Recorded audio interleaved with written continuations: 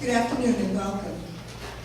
Our opening song, Concord, composed by Jacob Kimball and based on a text by Isaac Watts, was included in a tune book entitled The Essex Harmony, from which our group gets its name.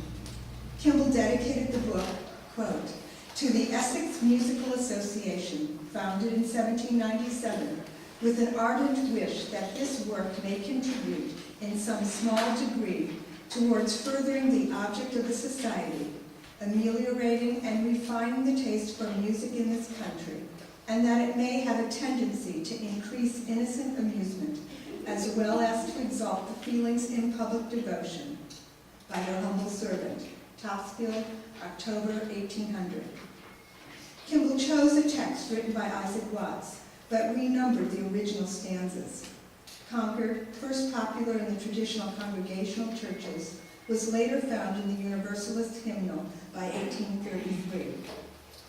Due to illness, our featured singers will include Beverly Johnson, Harry Rothman, Jennifer Revel, and Christina Hankman.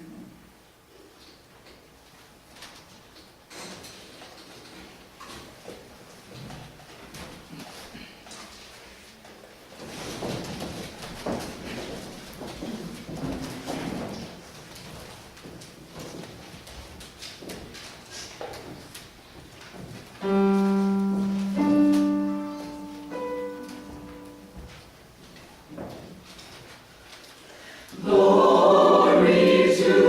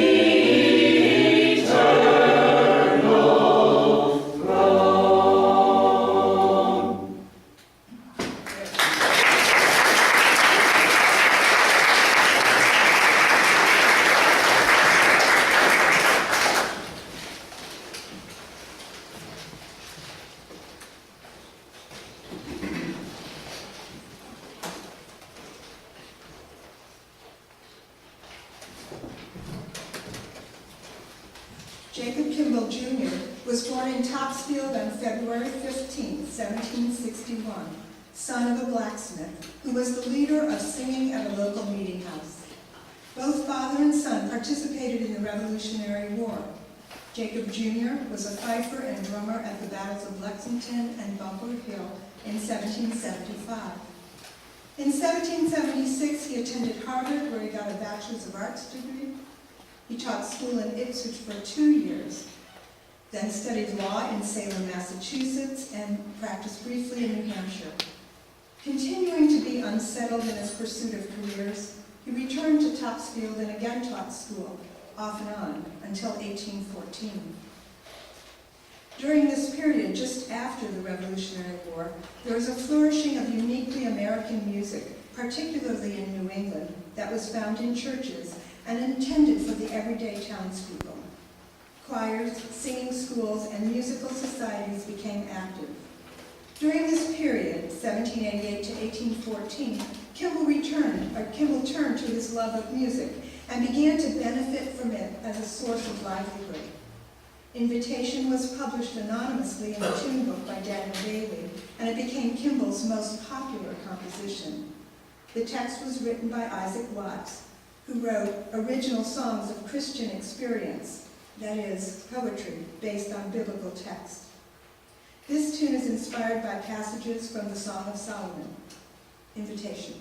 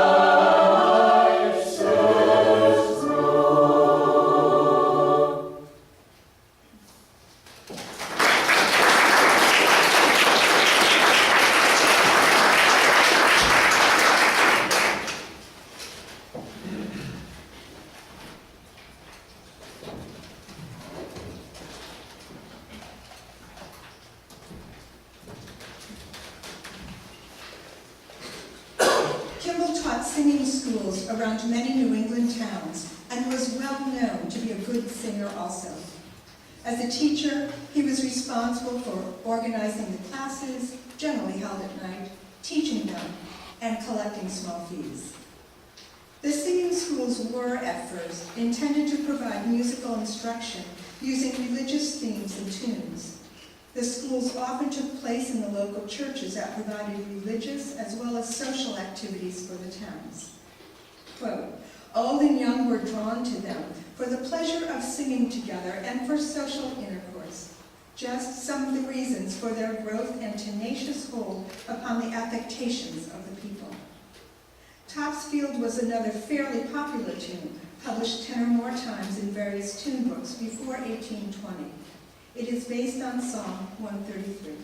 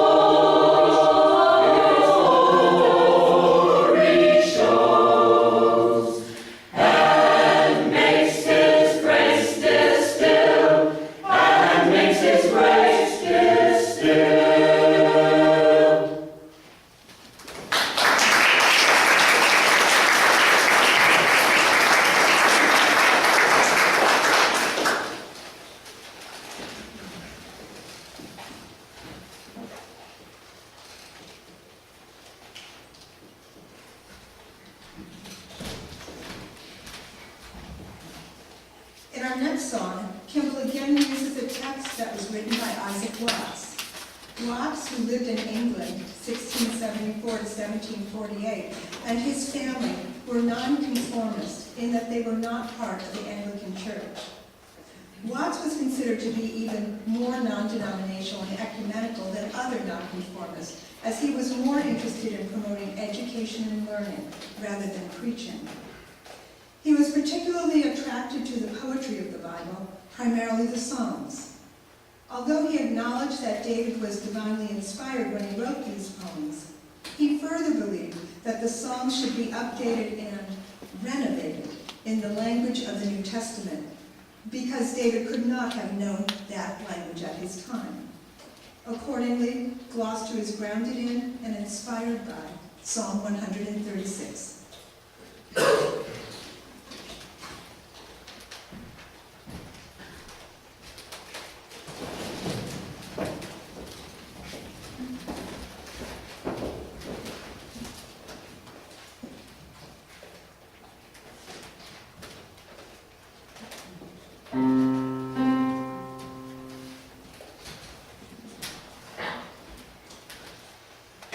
Give to the Lord immortal praise, mercy and truth are all his ways.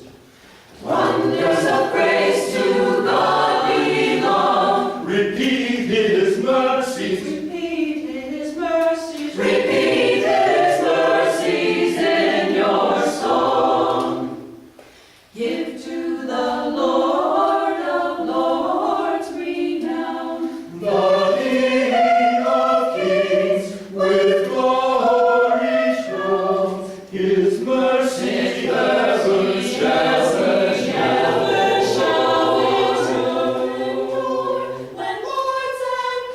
are known no more. When lords and kings are known no more. He built the earth, he spread the sky, and fixed the starry lights on high. Wonders of praise to God belong. Repeat his mercies. Repeat his mercies. Repeat his mercies in your song. He fills the sun with morning light. He bids the moon to red the night. His mercies every shower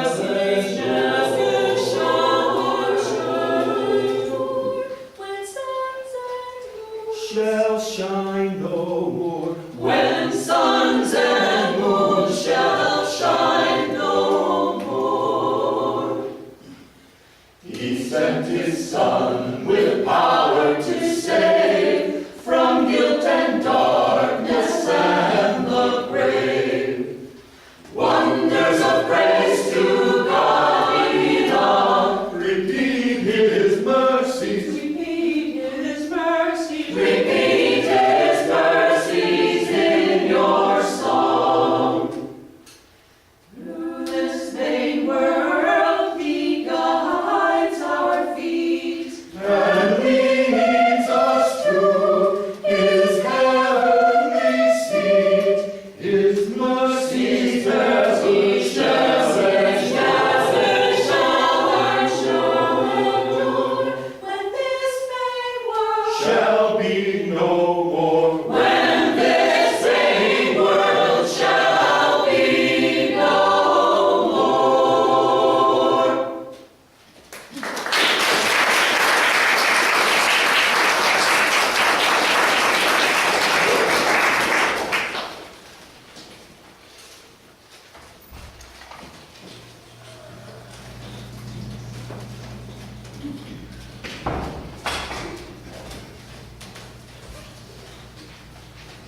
Originally, the purpose of the singing schools was grounded in the promotion of the religious influence of the church.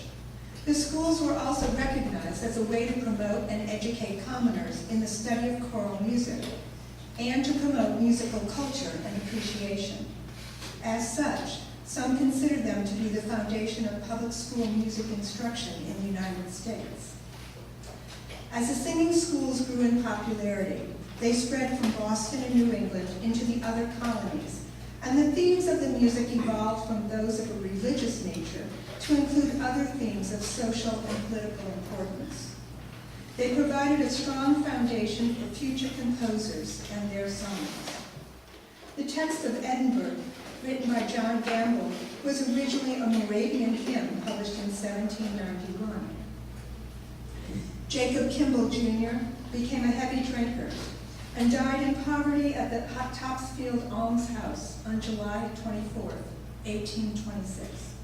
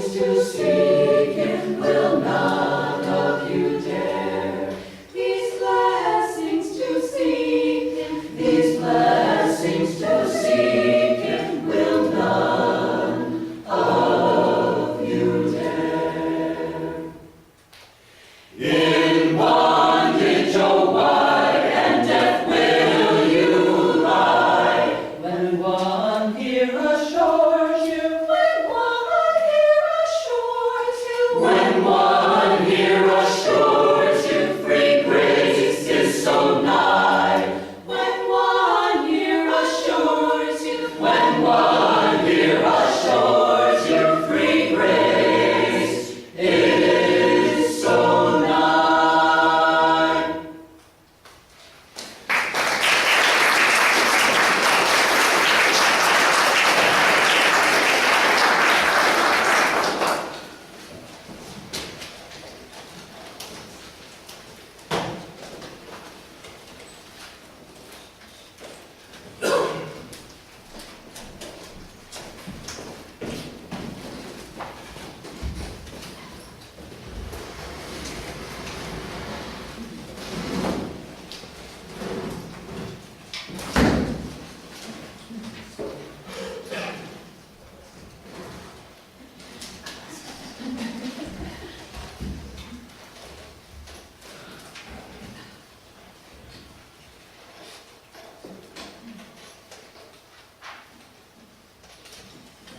Thomas Jefferson is well known as a founder of America, a writer of the Declaration of Independence, and as the third president of our young country, the United States of America.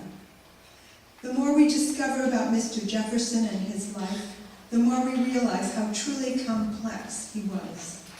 He was definitely a man of his times, a wealthy landowner, intellectual, and enlightened.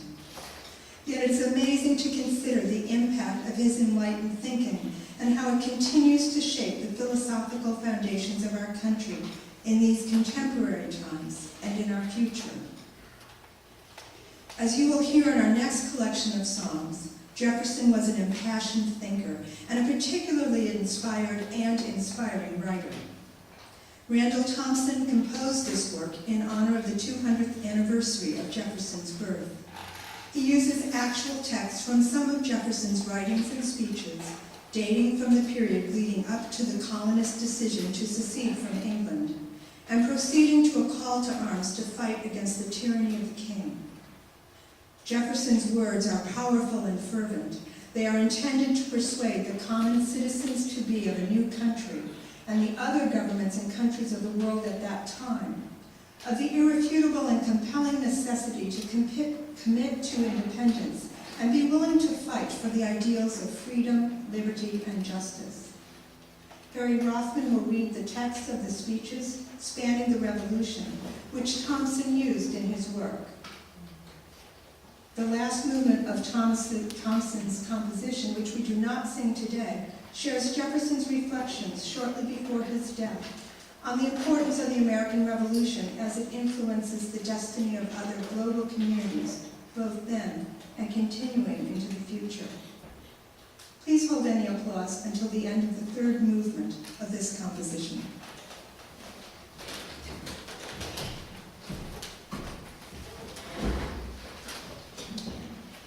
The God who gave us life gave us liberty at the same time. The hand of force may destroy, but cannot disjoin them. A summary view of the rights of British America, 1774.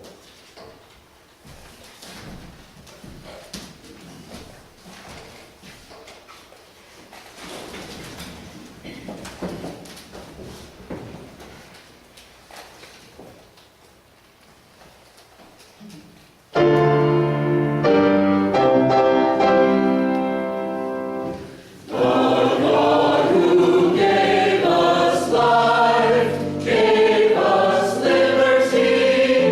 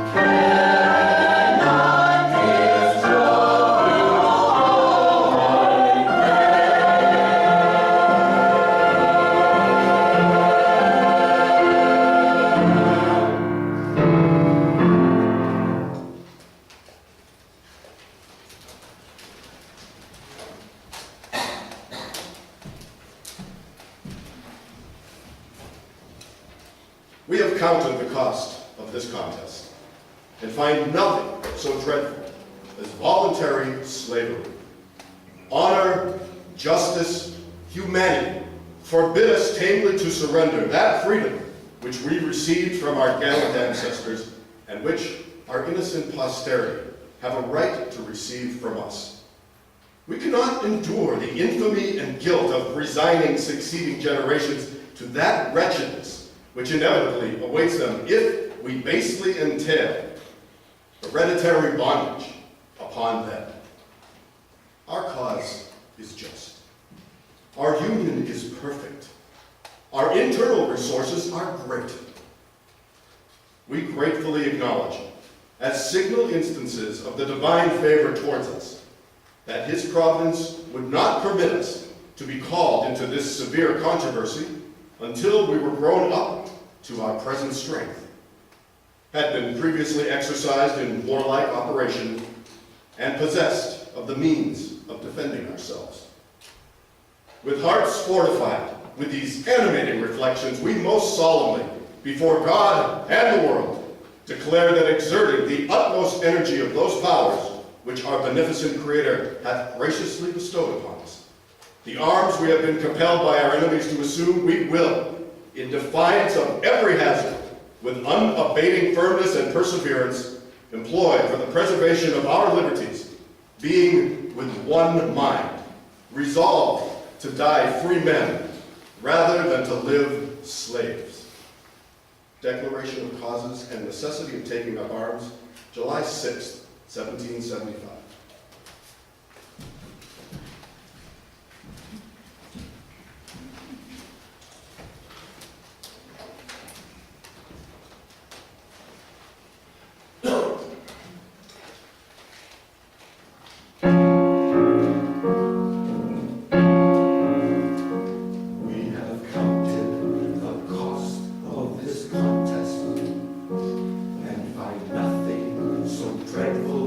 As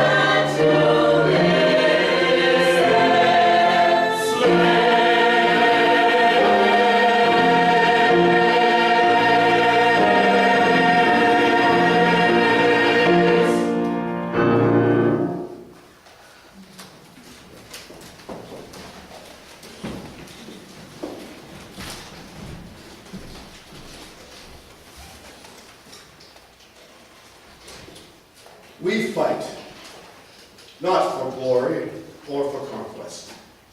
We exhibit to mankind the remarkable spectacle of a people attacked by unprovoked enemies without any imputation or even suspicion of offense. They boast of their privileges and civilization, yet proffer no milder conditions than servitude or death. In our native land, in defense of the freedom that is our birthright, and which we ever enjoyed till the late violation of it, for the protection of our property, acquired solely by the honest industry of our forefathers and ourselves, against violence actually offered, we have taken up arms. We shall lay them down when the hostilities shall cease on the part of the aggressors, and all danger of their being renewed shall be removed, and not before. Declaration of Causes and Necessity of Taking Up Arms, July 6, 1775.